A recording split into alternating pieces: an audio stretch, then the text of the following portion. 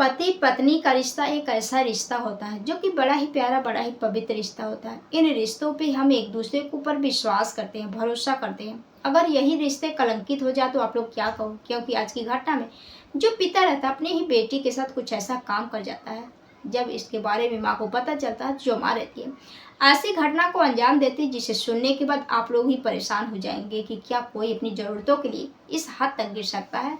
तो दोस्तों आइए जानते हैं पूरा मामला क्या है। हेलो दोस्तों, हर कदम क्राइम में आप लोग स्वागत करते हैं। उम्मीद करते हैं आप सब अच्छे होंगे। आज आप लोग के बीच बेहद ही शर्मसार का दुर्घटना लेकर आई हूँ, जो की घटना सच्ची घटना पर आधारित। आज की जो सच्ची घटना है, बाप बेटी के रिश्ते को शर्मसार किया गया है, कलंकित किया गया है। आज की जो सच्ची घटना है वियतनाम की है। यहीं पर एक परिवार रहता है, ओवान का परिवार। ओवान के परिवार में 3 ही लोग रहते हैं, ओवान के माता पिता, ओवान। 3 लोगों की ज़िंदगी बहुत अच्छी खासी चल रही होती है। जो पिता रहते हैं प्राइवेट कंपनी में नौकरी करते थे, उसी से लोगों की रोजी रोटी चलती थी। अब धीरे धीरे बेटा ओवान भी बड़ा होने लगता है। अब ओवान की उम्र जैसे ही 5 साल हो जाती है तो जो माता पिता रहते हैं अपने बेटे के एक अच्छे स्कूल में एडमिशन करवा देते हैं। बेटा पढ़ने के लिए जाता है। अब धीरे धीरे पढ़ने लिखने में भी ठीक ठाक रहता है, धीरे समय गुजरने लगते हैं। तभी जो बेटा रहता है हाई स्कूल में जाता है। तो जो माता पिता रहते हैं देखते हैं कि जो हमारा बेटा है वह पढ़ना नहीं चाहता है, उसका पढ़ाई में भी मन नहीं लगता, वह हमेशा घूमता रहता था। तो जो माता पिता रहते हैं अपने बेटे को समझाते बुझाते हैं, बेटा पढ़ लो। लेकिन जो बेटा रहता है अपनी माँ बाप की एक भी बात नहीं मानता है। वह साफ इनकार कर देता है कि माँ मुझे नहीं पढ़ना है, ना ही मेरा पढ़ाई में मन लगता है। तो जो माँ बाप रहते हैं अपने बेटे की पढ़ाई छुड़वा देते हैं। छुड़वाने के बाद अपने बेटे को भेज देते हैं शहर कमाने के लिए। अब जो बेटा रहता है वह भी शहर जाता है अपने दोस्तों के साथ, और उसे एक प्राइवेट कंपनी में नौकरी लग जाती है और वहीं पर कमाने लगता है। कमा कर घर वालों को देता है, घर परिवार वाले काफ़ी खुश, वान भी खुश रहता है। तभी घर वाले देखते हैं कि जो हमारे बेटा है उसकी उम्र लगभग 22 से 23 साल हो गई, क्यों अपने बेटे की शादी कर देते हैं। तो जो माता पिता रहते हैं इसके बारे में अपने बेटे से बात करते हैं। तो जो बेटा रहता है वह कहता है कि आप लोगों की मर्जी। इधर जो माता पिता रहते हैं अपने बेटे के लिए लड़की देखना शुरू कर देते हैं। देखते देखते उन्हें एक लड़की पसंद आ जाती है। लड़की बेहद खूबसूरत रहती है, गरीब परिवार से रहती है। अब उस लड़की को देखकर पसंद करके इन दोनों के रिश्ते कर देते हैं। इन दोनों की शादी के दिन भी पड़ जाते हैं। इन दोनों की शादी बड़ी ही धूमधाम से कराई जाती है। शादी करके बहू जब घर आती है तो पति पत्नी अपनी ज़िंदगी की शुरुआत करते हैं। दोनों अपनी ज़िंदगी में भी काफ़ी खुश रहते हैं, धीरे धीरे समय गुजरते हैं। तभी शादी के 5 साल बीत जाते हैं, इनको कोई बच्चा नहीं पैदा होता है। तो पति पत्नी में इसी बात को लेकर बहस हो जाती है, बात बढ़ते ही चले जाते हैं। तो जो पत्नी थी वह नाराज होकर अपने मायके चली जाती है। नाराज यानी जाने के वक्त मेरे माता पिता से कहती है कि माँ मुझे उस घर नहीं जाना, ना ही अपने पति के साथ रहना है। अब जैसे ही माता पिता ये बात सुनते हैं वह अपनी बेटी का तलाक करवा देते हैं। अब इन दोनों के यानी तलाक हो जाते हैं, दोनों अलग अलग रहने लगते हैं। इधर ओमान की जो माता पिता रहते हैं वह देखते हैं कि जो हमारा बेटा है वह अकेला पड़ गया, उसे हमेशा अपनी पत्नी की याद आती है। इसलिए जो माँ बाप रहते हैं वह काफ़ी परेशान हो जाते हैं। वह अपने बेटे को समझाते बुझाते हैं कि बेटा तुम दूसरी शादी कर लो, शादी करके बहू घर आ जाएगी, घर की देखभाल करेगी, शादी तुम्हारी देखभाल करेगी। तो जो बेटा रहता है वह कहता है ठीक है। अब घर वाले उसके लिए दूसरी लड़की देखना शुरू कर देते हैं। देखते देखते उन्हें एक लड़की पसंद आ जाती है। लड़की पहले से शादीशुदा रहती है, उसकी भी एक बेटी रहती है पहले पति की। अब उस लड़की का नाम नेगुएट रहता है। अब नेगुएट और ओमान की शादी सन 2016 में हो जाती है। अब दोनों पति पत्नी के रूप में रहने लगते हैं हंसी खुशी से, साथ में बेटी भी रहने लगती है। अब धीरे धीरे ऐसे ही समय गुजरते हैं। अब धीरे धीरे बेटी भी बड़ी होने लगती है, जवान होने लगती है। अब जैसे जैसे वह बढ़ रही थी उसकी खूबसूरती भी बढ़ रही थी।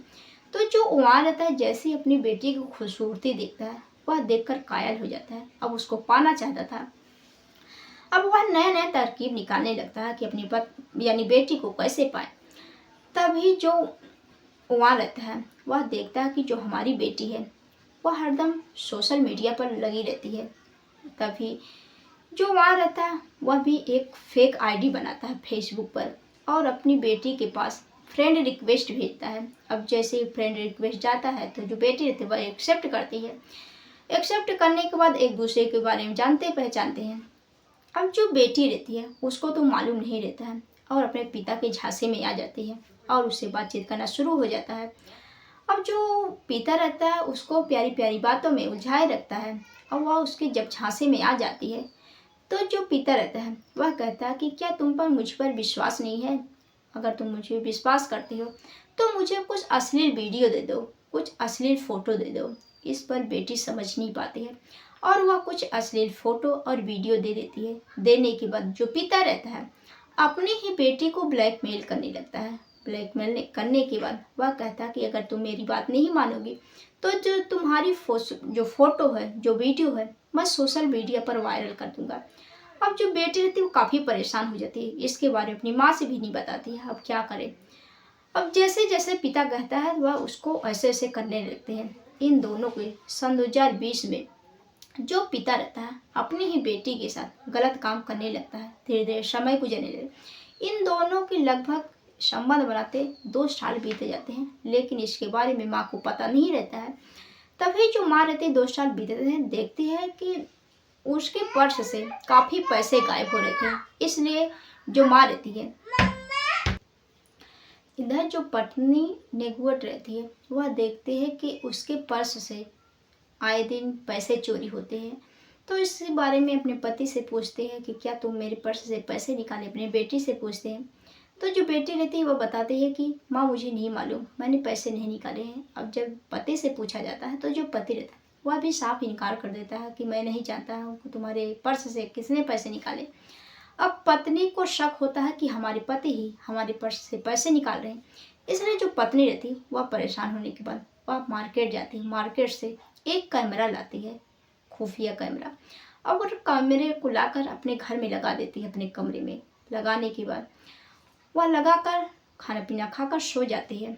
अब जैसे ही सुबह होता है तो जो पत्नी रहती है अब इसको जानने की कोशिश करते ही सुबह होता है तो जो पत्नी रहती है अब इसको जानने की कोशिश करती है कि आखिर। अब जैसे ही वह खोलकर देखती है उस वीडियो को, उसके तो पैरों तले जमीन ही खिसक जाती है। देखती है कि जो उसका पति है वह उसके ही बेटी के साथ संबंध बना रहा था, वह भी ओरल।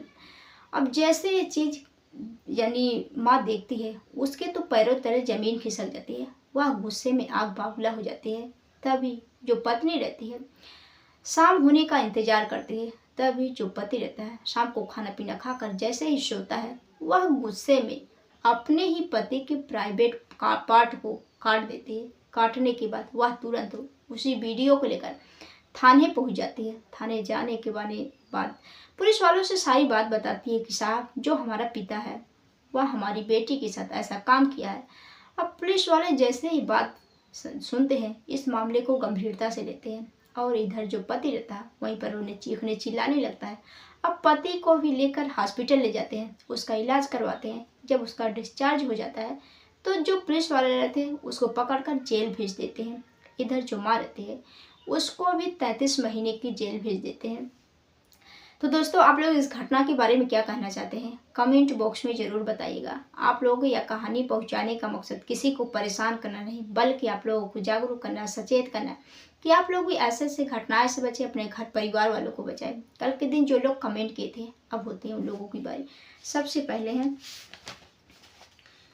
सूर्या लकी जी हैं, दीपा थलारी जी हैं, पंपू जी हैं, रामचेत जी हैं, मार्कंडे इंडिया जी हैं, योगेश जी हैं, राघववीर जी हैं, डीए कुरैशी टावा से हैं, प्रवीण कुमार जी हैं, रामवीर सिंह जी हैं, मुन्ना कुमार जी हैं, गुरप्रीत सिंह जी हैं, आसिफ शेख जी हैं। जो लोग बहुत अच्छे अच्छे कमेंट करते हैं, अच्छा सुझाव भी देते हैं, उन लोगों को तहे दिल से शुक्रिया। तो दोस्तों आप लोगों से एक रिक्वेस्ट है, अगर आप लोग हमारे इस चैनल पर नए हो तो हमारे इस चैनल को सब्सक्राइब करिए और हमारे इस वीडियो को ज़्यादा से ज़्यादा शेयर करिएगा, क्योंकि आप लोगों को प्यार और सपोर्ट की बहुत ज़्यादा ज़रूरत है, अन्यथा हम कुछ भी नहीं कर सकते हैं। तो दोस्तों मिलते हैं नेक्स्ट वीडियो में, तब तक के लिए जय हिंद, जय भारत।